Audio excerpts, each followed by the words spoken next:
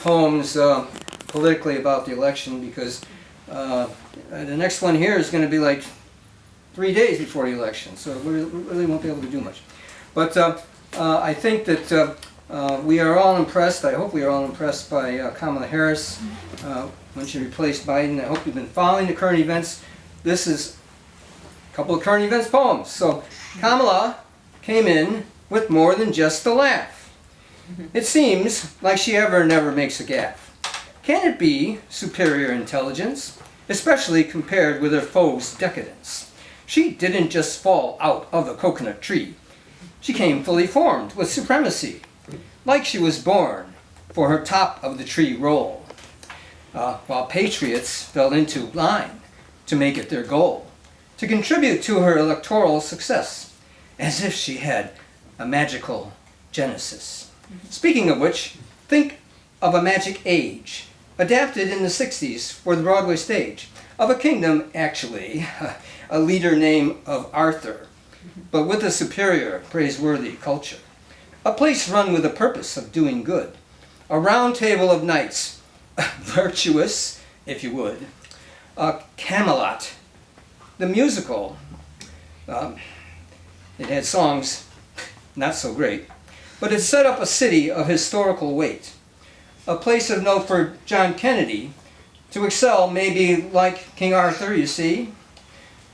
In its time, the musical lent some inspiration to the young president's administration. The people had such hopes for JFK. They gave him credit that he would find the best way to a government efficient and just doggone smart. At least the mythic fantasy gave him a start. Now Biden has been compared with FDR.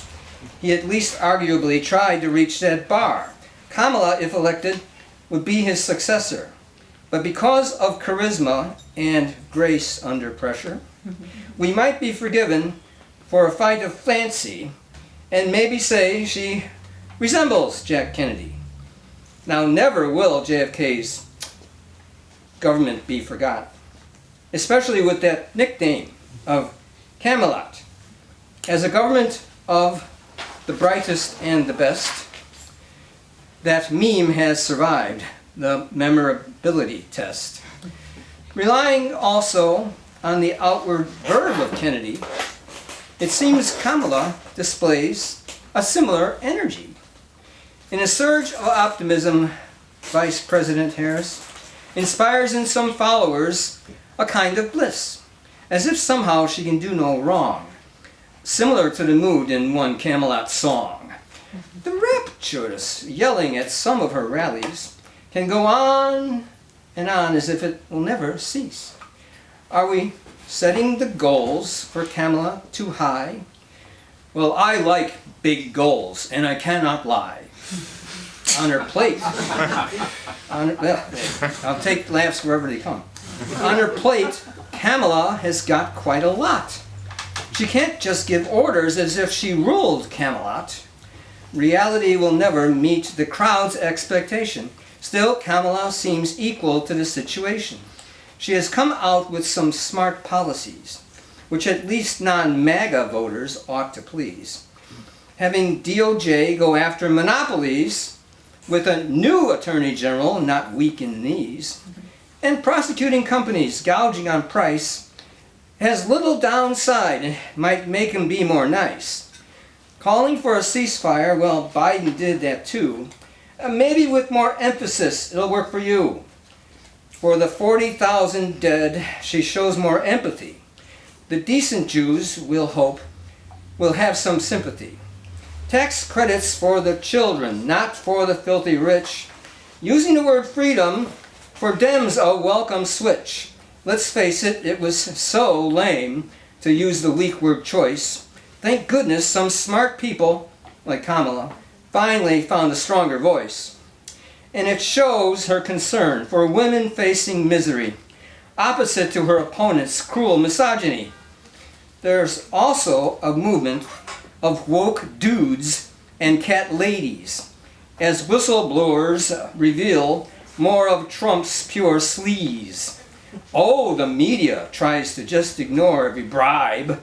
10 million bucks from Egypt? Hell, they'd rather trash her vibe. Oh, and her laugh, of course they must distrust. Forgotten are the felonies induced by stormy lust. Trump gets attention, saying, she's been using AI. He didn't think of it first, that's the reason why. She didn't need to do it for any crowd enlargement. The people come out willingly. Bitch, it's called engagement. And she makes help out of a 50 grand deduction. The press does all it can to forget Trump's insurrection. She makes a hit performance at an Oprah-led town hall. Any non-biased person would admit Harris stood tall. Her VP pick gets accused of big misstatement. He got his month wrong in Hong Kong. Nothing blatant.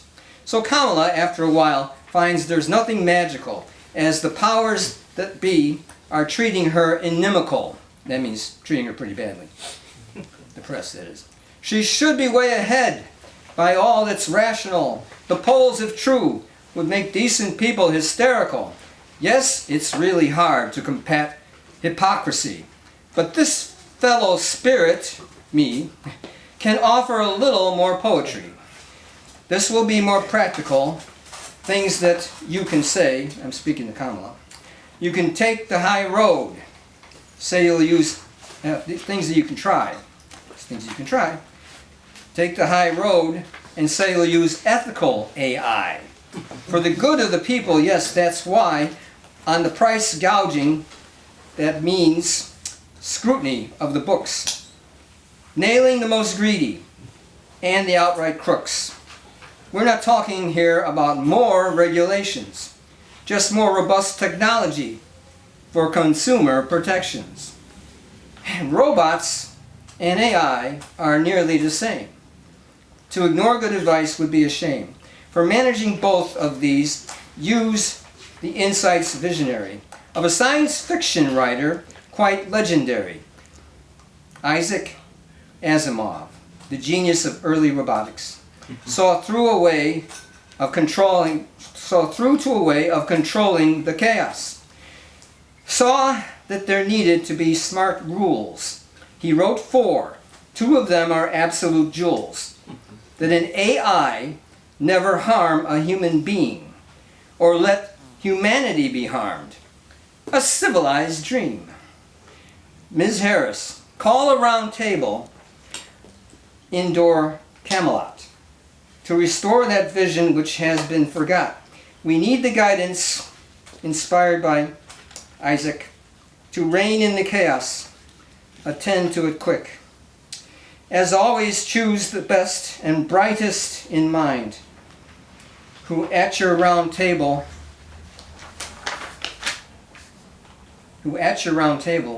won't leave ethics behind.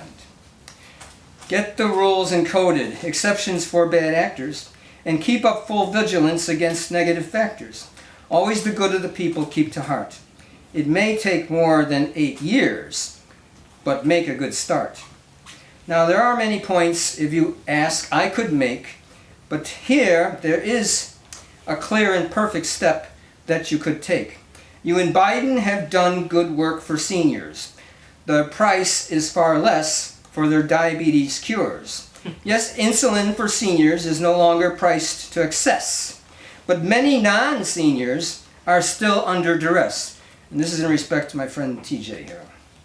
Since the drug is not under a valid patent, why not take the opportunity humanely sent for the government to produce it, charging just above cost? Only greedy opportunists by that act will have lost. You will gain, hopefully, from decent people's gratitude, with only objections from the most vile and crude. I could go on, Madam President, hopefully soon President, but these are a few things that I think are most exigent. That means urgent and important. So let's move advice for Kamala. Now, do I have time? Can I write?